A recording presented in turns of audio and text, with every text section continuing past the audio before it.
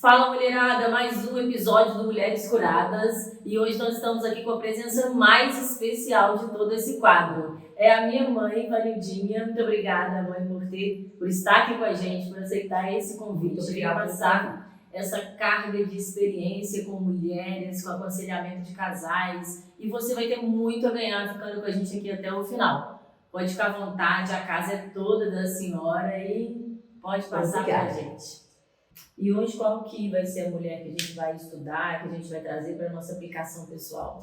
Hoje nós vamos estudar sobre uma mulher que nos ensina lições grandiosíssimas, lições maravilhosas, que é a mulher de Sunem, a mulher sunamita. E onde que essas mulheres podem acompanhar hoje aqui na Bíblia para a gente ver junto essa história? É no segundo Reis, no capítulo 4, dos versículos de 8 a 37. Narra essa história maravilhosa da ressurreição do filho da sunamita. Eu não vou estar lendo a história, mas eu vou procurar contá-la de uma maneira que todos possam acompanhar também aí nas suas Bíblias. A Bíblia fala dessa mulher de Sunem. Ela era uma senhora rica, era uma mulher rica, e ela não tinha filhos. E o profeta Eliseu, sempre que passava por Sunem, aquela mulher insistia com ele para ele ficar na sua casa. Então, ele indo a Sunem, ele se hospedava na casa dela. Ela preparava uma refeição, ela recebia ele na sua casa. E uma certa feita, Eliseu estava conversando com o seu rapaz, o seu moço, o Geazi, e ele mandou que Geazi observasse qual era a necessidade daquela mulher. E ele observou e foi até ela e perguntou o que ela precisava. Ela disse que ela não precisava de nada. Ela vivia no meio do povo dela, eles queriam fazer talvez alguma intervenção, fazer alguma coisa para ajudá-la. E ela disse que estava tudo bem, que ela vivia no meio do povo dela e que ela não estava precisando de nada. E aí Geazi volta até Eliseu e fala com ele, e Geazi fala assim: mas eu observei que nessa casa não tem uma criança, ela não tem filhos. Então o profeta manda chamar a sunamita e fala com ela que ela ia ter um filho. E a princípio ela não acreditou, e ela falou: não brinca comigo, não brinca com os meus sentimentos, vamos dizer assim, porque o senhor sabe como que uma mulher que não tem filho em Israel, como é que ela é considerada? Como ela é vista? E ele disse assim: não, você vai ter um filho. Deus vai te dar um filho. E foi embora. Eu acredito que ele seguiu viagem. E o tempo passou e aquela mulher, ela teve realmente um filho. E a Bíblia fala que um certo dia aquele menino estava no campo com o pai e ele disse: ai, minha cabeça. Ai, minha cabeça. Aquele menino teve dor. E o pai, como na maioria dos pais, que quando o filho está com problema, ele entrega logo para a mãe, não é assim? Aquele pai chama um empregado e manda levar esse menino, entrega esse menino para a mãe dele. E a Bíblia não fala o horário que aquela criança foi entregue à mãe, mas a Bíblia relata que ela ficou com ele no seu colo até o meio-dia e aquele menino morreu. E é interessante a gente ver que aquela mulher, naquele momento da morte do filho, ela não se desesperou, ela não gritou, não foi lá falar com o marido. Ela pegou aquele menino, subiu para o quarto do homem de Deus, colocou aquela criança sobre a cama do homem de Deus. Eu acredito que ela tenha fechado a porta. Aí ela foi até o seu marido e pediu para ele que ela tinha que ir até o homem de Deus. E ele não entendeu nada, mas hoje não é uma festa, não é dia de lua nova, o que você vai fazer lá? E ela a Bíblia não relata que ela falou o que tinha acontecido, que o filho estava morto. Então ela manda que ele mandasse um empregado arrumar lá o seu jumento e que ela iria até o homem de Deus. E ela foi, e ela falou com o empregado dela: olha, não para com ninguém, vamos rápido, eu estou com pressa, vamos até o homem de Deus, se alguém parar, não cumprimenta, toca para frente, vamos dizer assim, né? E quando ela estava se aproximando do lugar onde estava Eliseu viu ela de longe e falou assim: lá vem a sunamita. E Geazi foi de encontro com ela e perguntou: vai tudo bem? E ela também não murmurou, não reclamou, não gritou. Ela disse: vai tudo bem. E quando ela se aproximou de Eliseu, ela se jogou aos pés do profeta. E ela disse, aí então ela extravasou toda a sua mágoa, toda a sua dor. Foi aquele momento que acontece com a gente às vezes, que você vai segurando, segurando, mas chega um momento que você se derrama, e foi o que ela fez. Ela então se derramou na frente do homem de Deus, e ali ela pergunta para ele: por acaso eu pedi ao Senhor algum filho? E aí o profeta entende que alguma coisa tinha acontecido com o menino. E ele manda então que Geazi vá até onde estava o menino e coloca sobre ele o seu bordão. Geazi vai, mas a sunamita, ela responde: em nome do Senhor, como se fosse assim: eu juro por Deus, vamos dizer que ela tenha dito assim, que eu não saio daqui se você não for comigo. Então, uma determinação daquela mulher. E ele vai com ela, e quando chega naquela casa, ele encontra aquele menino morto, deitado na sua cama, e a Bíblia fala que aquela mulher ficou do lado de fora, e do lado de fora daquela porta, com o filho morto, a gente pode imaginar o que aquela mulher sentiu, o que passava no coração daquela mulher. E o homem de Deus deita sobre aquele menino. A Bíblia fala que olho com olho, boca com boca, mão com mão, e ele anda de um lado para o outro, orando a Deus, pedindo a intervenção de Deus naquele momento, porque por ele mesmo ele não podia fazer nada, era Deus que tinha que agir naquele momento. E ele deita sobre aquele menino de novo, a carne daquela criança aquece e ele volta à vida. Então ele manda chamar a sunamita, ela entra, e quando vê aquela cena, o filho vivo novamente, ela não corre para abraçar aquela criança, mas ela se joga novamente aos pés do homem de Deus, e agora com o coração grato, né? Agradecida por um milagre, por um outro milagre, né? E depois ela pega seu filho e sai. Essa é a história dessa mulher, uma história maravilhosa, uma história de milagre. E como que a gente pode trazer essa história para contextualizar hoje, essa questão dessa redenção, de crer, né, de fé? Ela teve fé no momento que ela sabe, o filho dela morreu, ela não ficou desesperada, ela não saiu pedindo ajuda para qualquer pessoa que sabia que não poderia resolver o problema dela. Era longe, né? Ela foi direto em quem ela acreditava que podia resolver o problema dela, que era ali o profeta. É interessante a gente observar que a Bíblia, ela traz histórias que todas as histórias bíblicas, elas têm um significado muito profundo e espiritual E atual. e atual, né? Com certeza. E uma coisa que a gente pode ver é duas histórias com sentidos muito importantes para a nossa vida. A primeira história, quando a gente vê no nascimento de Jesus, quando Maria e José, eles tiveram que ir para Belém, e lá a cidade estava lotada, e eles não conseguiam um lugar para ficar, um lugar para o menino, para o nosso Salvador nascer. As portas estavam todas fechadas. E aqui, nesse relato dessa história, a gente vê o relato de uma mulher que escancarou a porta da casa dela. Ela abriu a porta, ela permitiu que um milagre chegasse até a casa dela.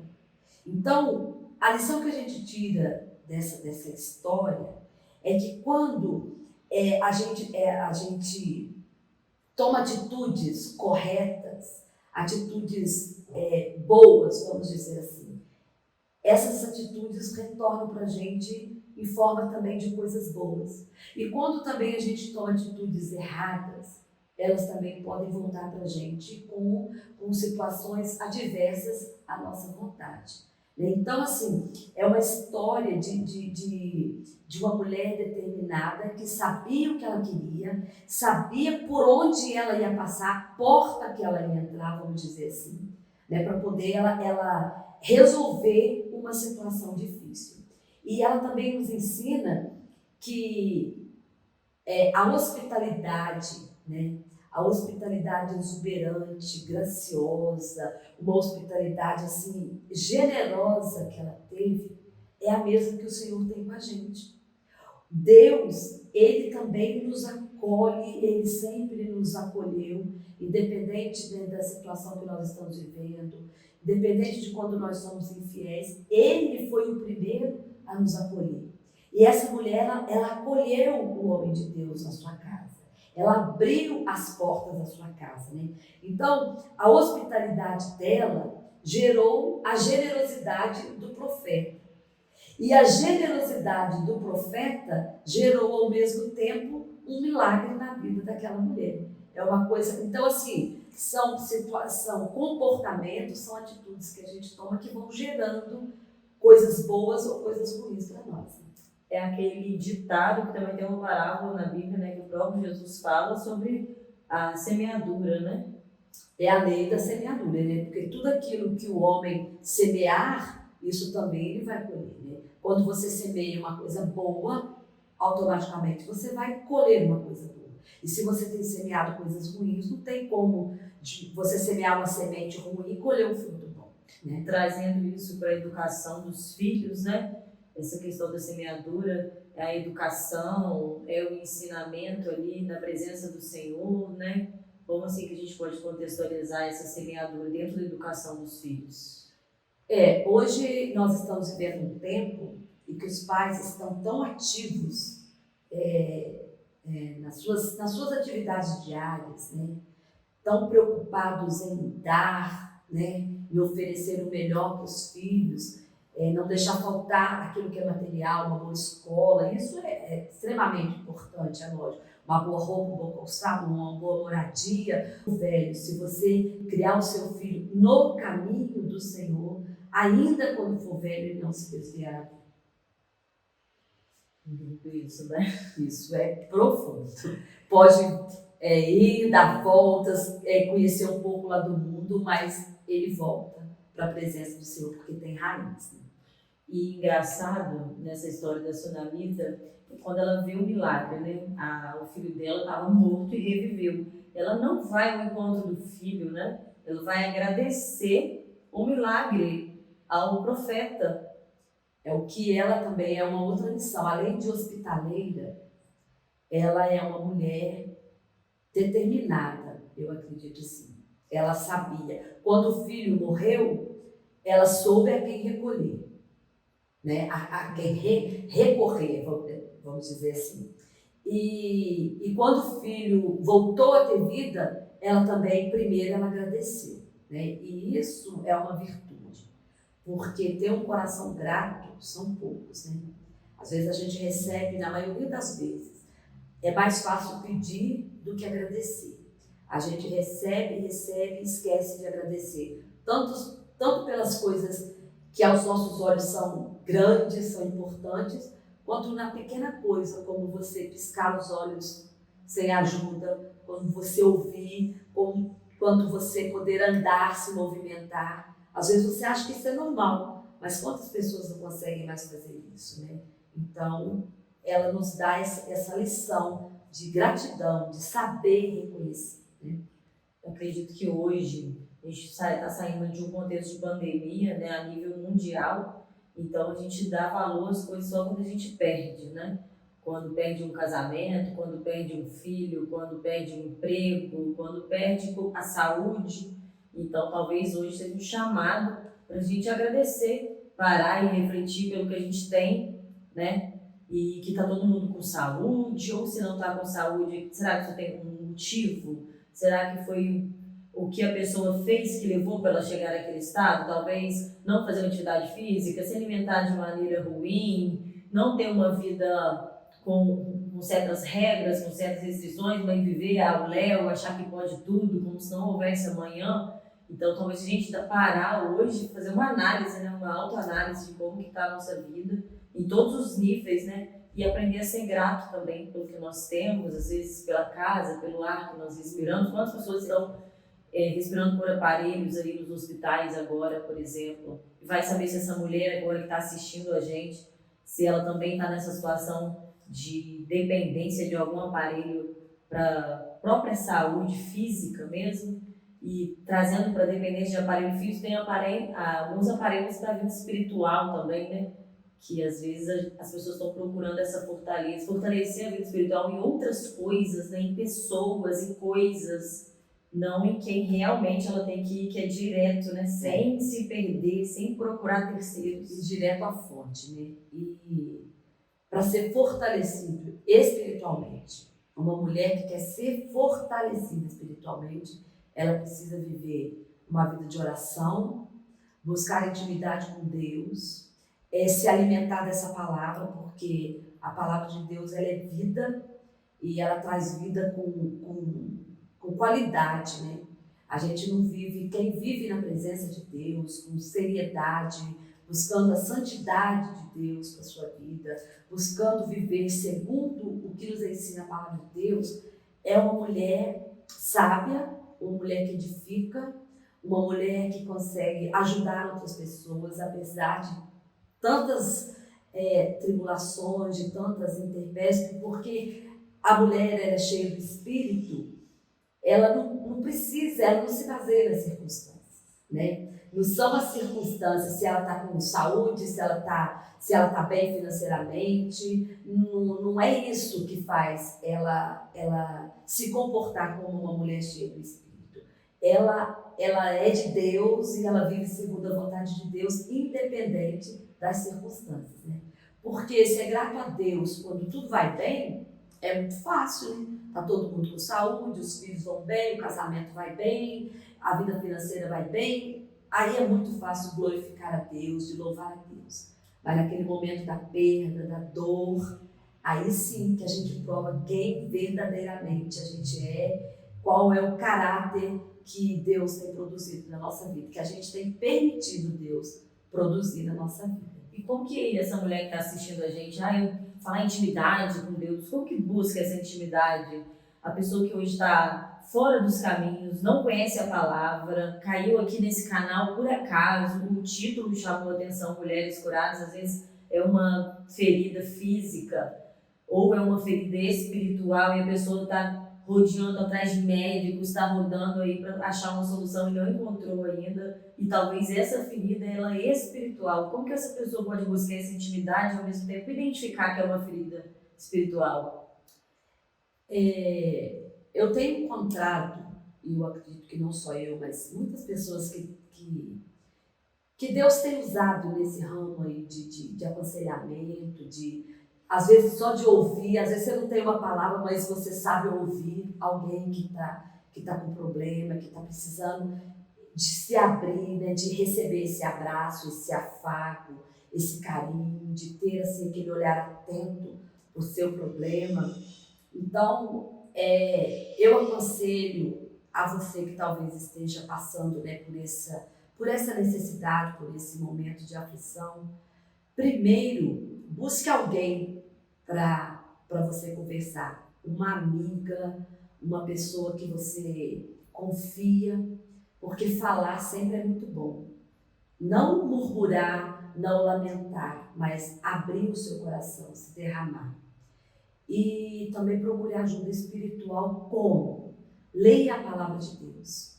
Talvez você não tenha o hábito de ler a palavra, talvez você não entende o que lê, às vezes você lê, mas não entende o que lê.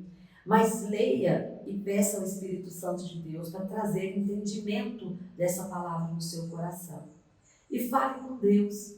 Às vezes a gente fala em oração, acha assim, nossa, oração é uma coisa do outro mundo. Mas não, orar e falar com Deus é se derramar. Ou então você tem a letra de uma música que fala que uma lágrima para Deus é uma frase.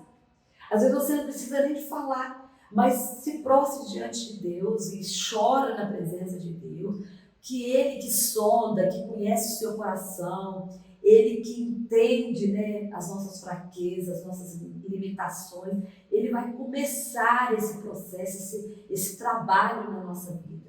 Porque tem um texto da palavra de Deus que Deus mostrou ao profeta o oleiro descendo à casa do oleiro, que ele viu a transformação do barro num vaso.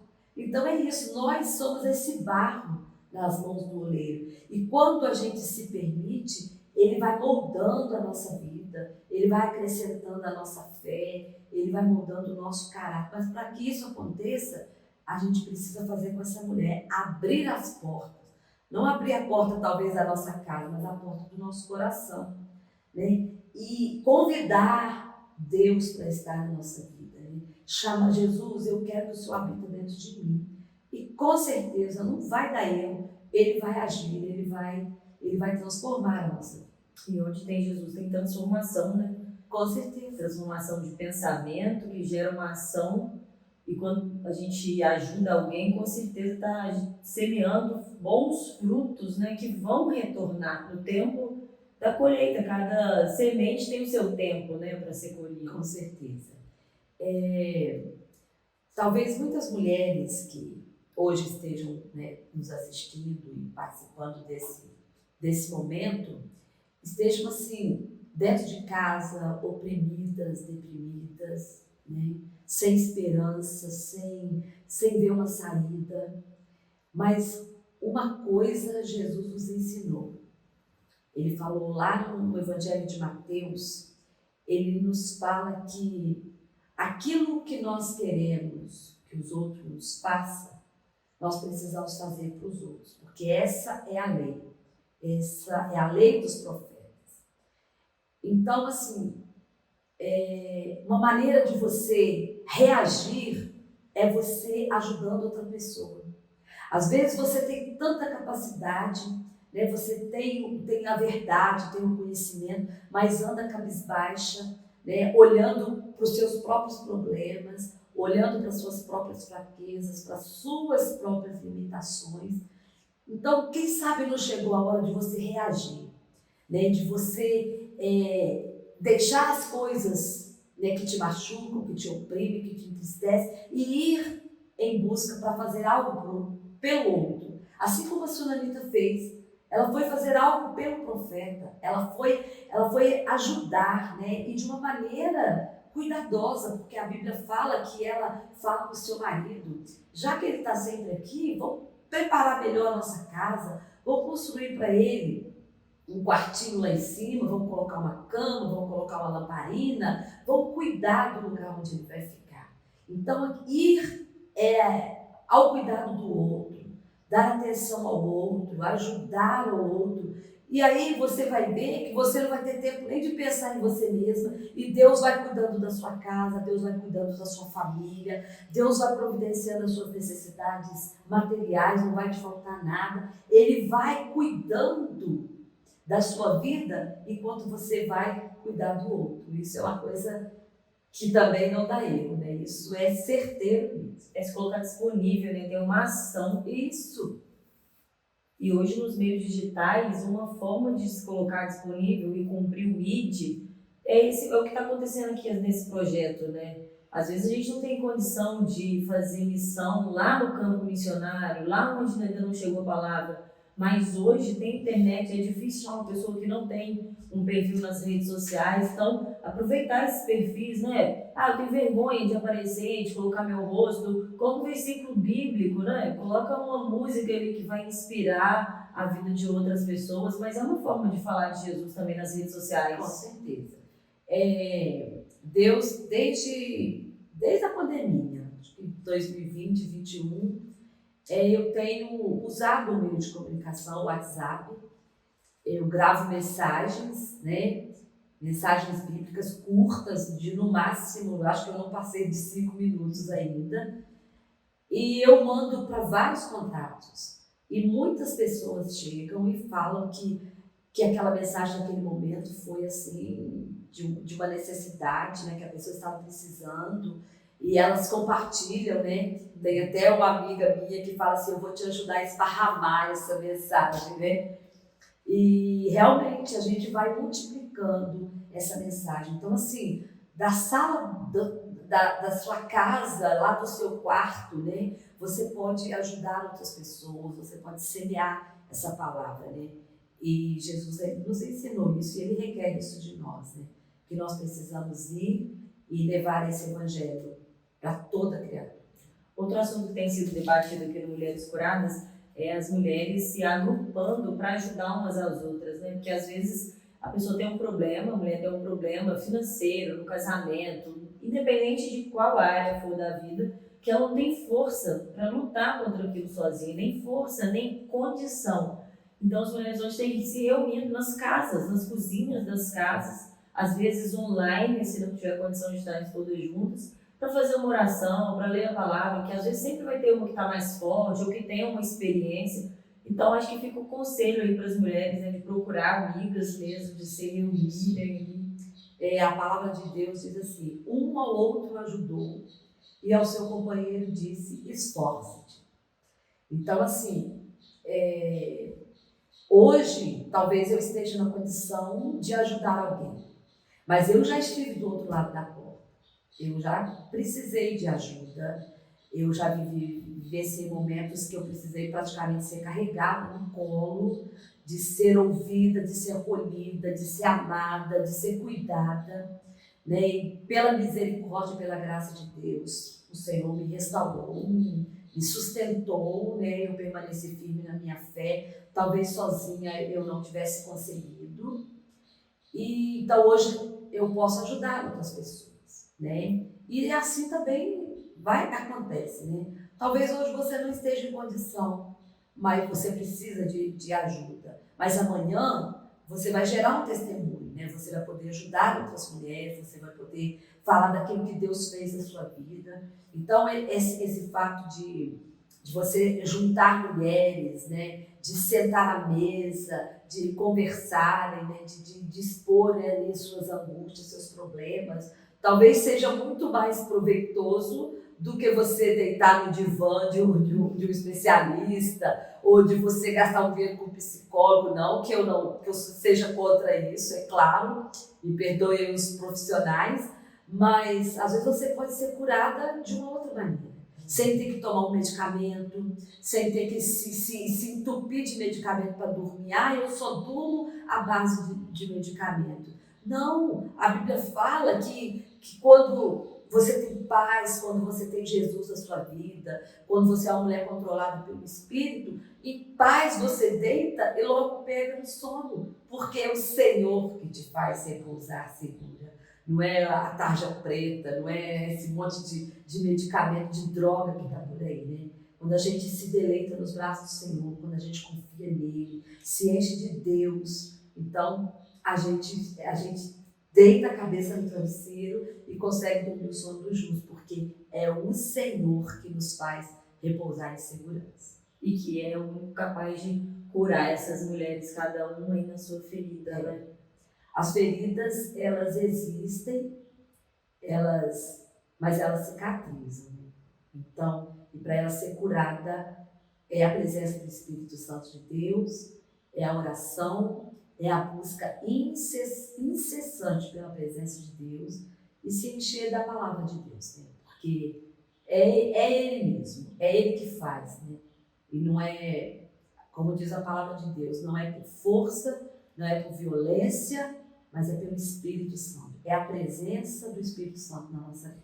A depressão hoje é conhecida aí como o mal do século, a doença do século, ou seja, essa depressão, que é uma dor na alma, né? Então, voltando aí para esse lado da cura emocional, que é o que a gente tem voltado para conversar hoje, tem um relato, alguma experiência que a senhora pode trazer para essas mulheres que estão hoje deprimidas, que às vezes não conseguem levantar da cama e o único contato que ela tem com o mundo são as redes sociais, e ela está aqui com a gente? Tem uma experiência que pode passar para essas mulheres, uma palavra de força, de encorajamento, de direcionamento, para elas saírem dessa situação de depressão, de angústia, de dor? A depressão, ela existe, é um fato, e muitas pessoas acham que uma pessoa que está deprimida, ela está endemoniada. Isso não é uma verdade. É lógico que uma pessoa deprimida, ela, como se ela deixasse uma brecha na alma, porque ela fica vazia, ela só vê o lado ruim, ela só vê a escuridão, porque ela está num buraco negro da alma e ela precisa de ajuda para sair daquele lugar. Então, tudo que ela vê é dor, é tristeza, é angústia, é sofrimento, gerado por situações que talvez ela tenha vivenciado, por alguma perda, por algum sofrimento, alguma coisa que foi adversa à sua vontade, uma coisa ruim, né? E isso vai acumulando e gera um estado de depressão. Eu já vivenciei esse momento, eu já estive desse lado e eu precisei de ser ajudada, e muitas pessoas às vezes iam me visitar e falavam: como é que pode uma mulher de Deus estar endemoniada? Está lutando, o julgamento é a primeira coisa que acontece. E eu não conseguia responder, eu não tinha força para responder, mas lá no meu íntimo eu sabia que eu não estava endemoniada. Eu estava morta de dor, de tristeza, eu estava oprimida mesmo pelas circunstâncias que eu estava vivenciando.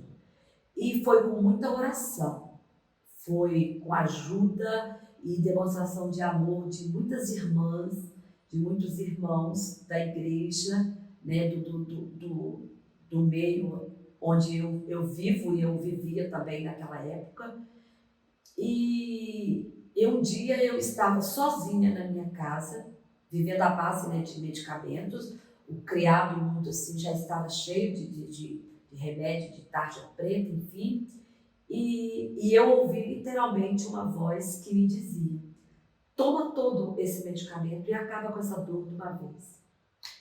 Então, essa situação, muitas mulheres, muitas pessoas vivenciam, ou talvez estejam vivenciando nesse momento. É a hora que o inimigo de nossas almas, que veio para matar, roubar, destruir, ele entra nessa nossa fraqueza espiritual, a dor da alma, e ele quer realmente nos tragar. E pela misericórdia de Deus, naquele momento eu consegui gritar e pedir socorro, e o socorro veio, e eu fui liberta daquilo, de toda dor, eu fui curada, e até hoje nunca mais eu tomei uma medicação, não voltei àquele estágio, e isso é para a glória de Deus, pela misericórdia de Deus. Então, o que eu digo a você, mulher, recorra à ajuda espiritual. É lógico que o medicamento naquele momento ele é importante, mas ele não é a base, ele não é o fundamental. Precisamos recorrer a Deus, aos amigos que a gente confia, que a gente pode abrir o coração, que vai orar com a gente, que vai ler a palavra com a gente, que vai carregar a gente no colo, correr e pedir ajuda. Não tente passar por isso sozinho. Não tente, porque sozinha a gente não consegue. Vai dar conta, mas não é individual, né? Com Deus, você vai dar conta. Como aquele livro que eu até aconselho você a ler, um livro da pastora Tabita Pereira. Com Deus, a gente dá conta. Eu vi uma chamada no YouTube da pastora e ela fala que não é esse vai dar conta do... Hoje em dia todo mundo fala: você é autossuficiente, você é forte, você consegue... Basta você querer. Não é isso, não é sobre isso. O contexto não é esse, né? O contexto é de rendição, é de diminuir para que Deus apareça e que seja esse dar conta com Deus, né? Ela cita muito no livro o testemunho dela, né, dos 3 meses que ela praticamente viveu num corredor de um centro de tratamento intensivo. E também ela cita muito Paulo, o sofrimento de Paulo, as prisões do apóstolo, tudo que ele vivenciou, mas confiava em Deus, né? Então é o que eu disse, não são as circunstâncias que devem nos levar a Deus, né? Também procurar a Deus só para fazer uma vergonha com ele também não é uma coisa legal, né? A gente tem que buscar a Deus pelo que ele é, não pelo que ele pode fazer. Então, assim, dar conta, mesmo na adversidade, você passar pelo naufrágio, passar pela tempestade, passar pela perda, pela dor, mas com Deus, confiando em Deus. Sempre buscando, sempre, quando você não puder orar, você chora. Quando você não puder ajoelhar, você se derrama, mas passe pela prova com Deus. O oposto também é verdade, né? Porque a gente está falando sobre buscar a Deus naquele momento que está difícil, que quando está mais fácil. Mas muitas pessoas que estão vendo a gente, tá tudo bem, não tem nada acontecendo e as pessoas estão afastadas justamente porque tá tudo bem. Quando tá tudo bem, então eu vou sair. Não estou falando de igreja, 4 paredes, mas a pessoa para de orar, para de buscar, não jejua mais, não é fiel mais, né? Não procura mais a Deus, porque tá tudo bem, né? É isso que eu falei. É buscar a Deus, entender que nós precisamos dele, que ele é o nosso Criador, pelo que ele é. Independente Deus das não, circunstâncias. se está tudo bem ou se está tudo mal, não é as circunstâncias que devem nos levar a Deus, né? A tendência é essa mesmo, a gente descansar. E às vezes Deus usa, não estou dizendo que toda dor, todo sofrimento, toda doença, toda perda é porque Deus está querendo nos mostrar alguma coisa. Não, mas em situações que Deus usa de alguma dor, de algum problema, de alguma enfermidade, para poder nos trazer de volta. É como se Deus fosse dando corda, né? E a gente vai, né? Tá tudo bem, vou todos ali me deleitando, né? Aí Deus fala, não é dessa maneira não, eu tenho um projeto na sua vida, eu tenho um propósito com você. Então, aí ele puxa a corda, né? E às vezes dói. E graças a Deus que muitos entendem que é Deus que está provando, né? E saem lá na frente aprovados, né? Outros também não entendem e se voltam contra Deus, né? Se rebelam contra Deus, abandonam a fé. Pode também acontecer isso. E o fim é trágico, né? Dessas pessoas que abandonam a fé, que não voltam. Principalmente para quem conhece a palavra. Isso, porque a Bíblia fala que o segundo estágio é muito pior do que o primeiro, né?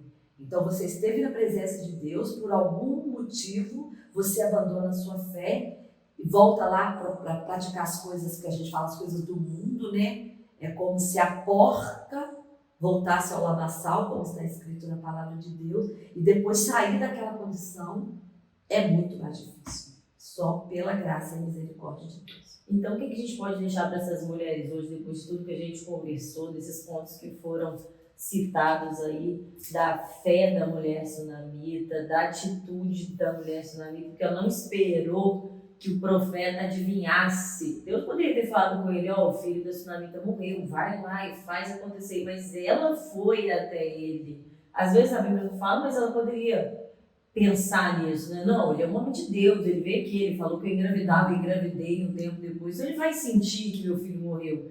Mas não, ela foi lá. Então, assim, o que a gente pode resumir da mulher sunamita e deixar de experiência para essas mulheres, deixar de sugestão para essas mulheres que estão assistindo?